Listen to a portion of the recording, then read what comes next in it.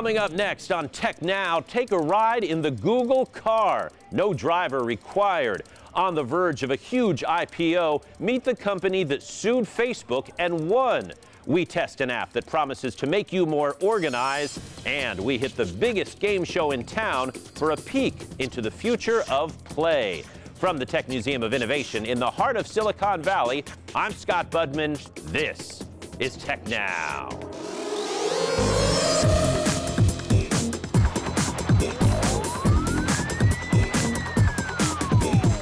Thanks for watching. We begin with a multi-billion-dollar business that's also fun in games. The gaming industry is changing with new devices, new games, and lots of new ways to play. We recently spent the day at a game show. Who needs a controller when you can play a drum, tap a glass, or whack a piece of wood? The Game Developers Conference is full of traditional shoot-'em-up games, but this company makes a piece of software that lets you control the on-screen action with whatever you have in your house. We tried it with glasses, spoons, hitting a table, things like that. You just have to give like 10 or 15 examples of each type of sound. It will train a model internally, and from that moment on it will be able to recognize these sounds in the audio that you're making. That said, the gaming world will always be loud and visual, not to mention worldwide. This game was designed in the Czech Republic. I think it is because, like people are the same, and I think the cost of work is less. There are games that test your musical knowledge. This one's called Guess Your Songs. And all sorts of clever mobile games. This one helps kids learn shapes while assembling teams in battle. In fact, we saw so many portable games on mobile devices, we wondered, do you even need your TV anymore? Not to worry, there's an app for that too. Instead of using your social game, for example, if I'm playing a social game, imagine I'm playing Farmville. Well, instead of playing Farmville on my computer, why not play Farmville on my TV when I'm not watching a TV show, instead of using just my small screen? Big, small, console, or drinking glass. Games are big business in a business that's changing by the day. We'll have more from the gaming world when we review the newest games to hit the market a little later in the show. Speaking of play, it's what Google now calls its App Store. App stores are big business these days, and Google renamed its Android market. It's now called Google Play, where you can download apps, movies, and books to your mobile devices.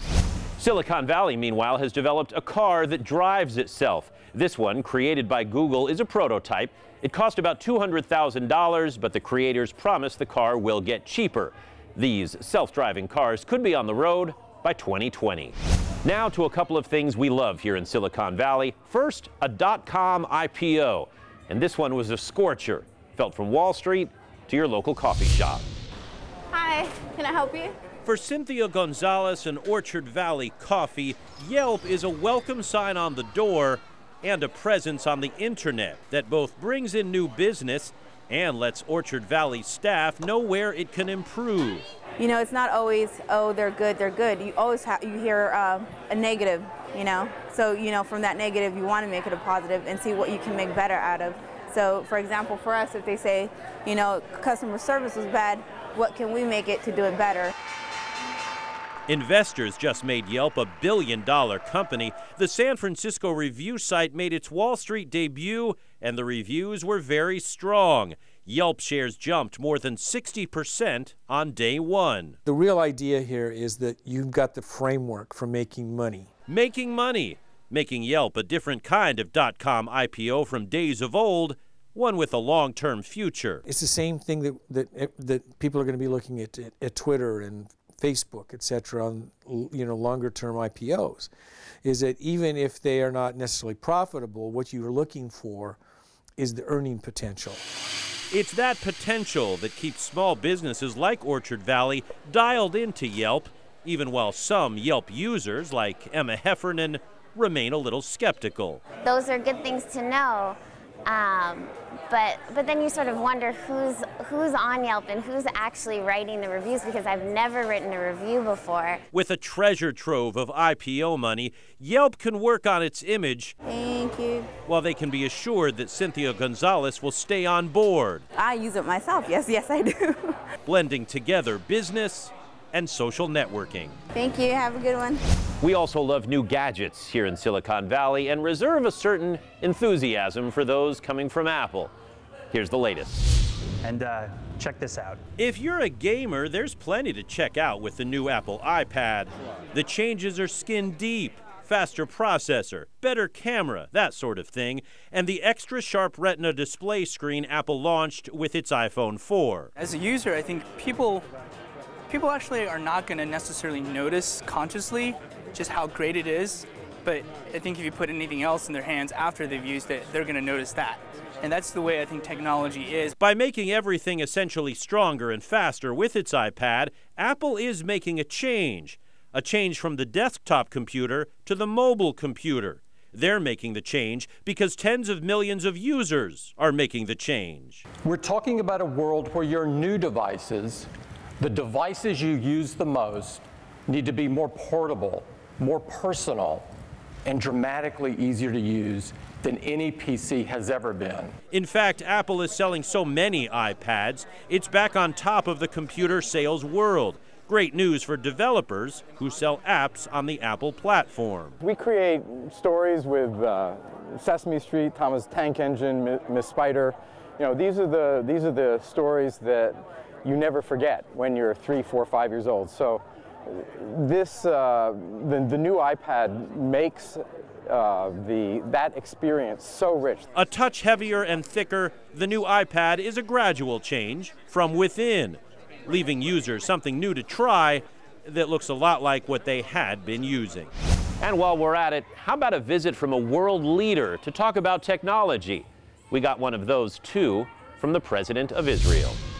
Israeli President Shimon Peres's tour of Silicon Valley began at IBM. In reality, that is chemistry. Specifically in an IBM research lab where scientists demonstrated a molecular model that helps with brain research. Peres, who says he came here to see the future, talked about why science and education are so important to both Israel and the U.S. If you want to have a look what will happen in the coming 10 years, go here, not to the stock exchanges and not to the banks. It's not money that produces money. It is science that produces money. When it comes to tech, Israel is big business. It's second to the U.S. in companies listed on the NASDAQ.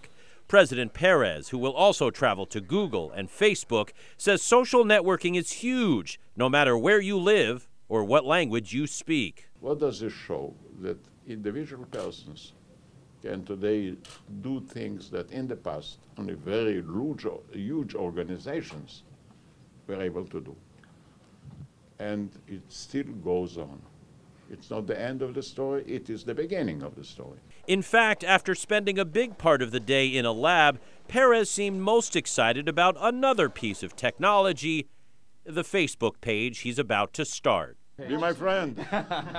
Facebook in the news, not just because President Peres has a page. Facebook also being sued by Yahoo over patents, a not unheard of scenario. In fact, we found a company that sued Facebook and won. On the verge of its IPO, Facebook hit by a patent infringement lawsuit from Yahoo, who claims Facebook stole some of its technology. But, as it turns out, Yahoo is not the first to sue Facebook over its patents. The engine that is used when you log onto Facebook is using our technology.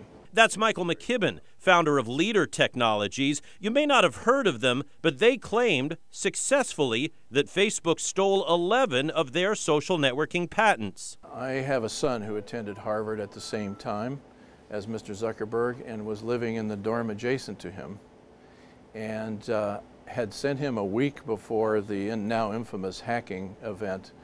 I had sent him a white paper about our technology that was sitting in his inbox the night Mr. Zuckerberg hacked all the house sites at Harvard.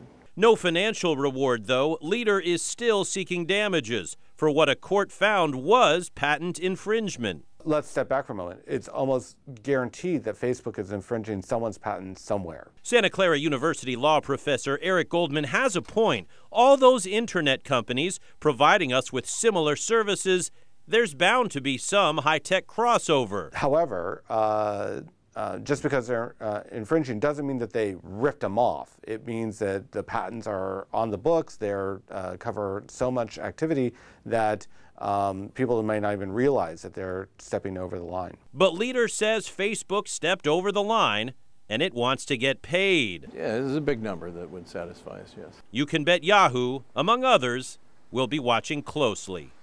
Leader is still working to prove and eventually collect damages from Facebook. You can find our interviews along with other video and comments on the TechNow Facebook page. Just search TechNow TV on Facebook. We recently marked 1 year since the deadly earthquake and tsunami in Japan. That area of Japan was heavily dependent on nuclear energy. But now a researcher says that void could be filled by Silicon Valley technology. From tragedy comes opportunity. 1 year after the devastating tsunami and earthquake triggered meltdowns at Japan's Fukushima nuclear plant, Silicon Valley green tech companies are poised to step in and help out. Customers in Japan have realized that nuclear is not a good solution for their energy needs. Solaria CEO Dan Sugar just got back from Japan. He says companies like his can help bring back what some say has been a 40% drop in energy production because of Japan's nuclear disaster. Now that the cost of solar has dropped so much and the reliability is so proven with this technology, they've realized that this really is the technology of choice to replace all that lost energy from the nuclear power plants. The opportunity brought to light by a study out of Stanford University, saying Japan's energy policy would benefit from a Silicon Valley-like overhaul. A lot of Japan's problems in the electricity side were that there was this large integrated, basically regional monopoly. And if we think about what happened in Silicon Valley, it was this large integrated monopoly of AT&T broken up that really led the way to making the internet an open standard. And on top of this open standard internet, we got all this startup activity. The Stanford researchers say Japan is starting to open up to the idea of startups, especially, says study co-author Dr. Masahiko Aoki, green tech startups. Now even the automobile industry is very much active in how to save energy. A change brought about by disaster that may end up bringing Japan and Silicon Valley closer together. Stay with us. Coming up, a TechNow review of the newest video games to hit the market and the battle for supercomputer supremacy. Which country is the fastest in the world? Next.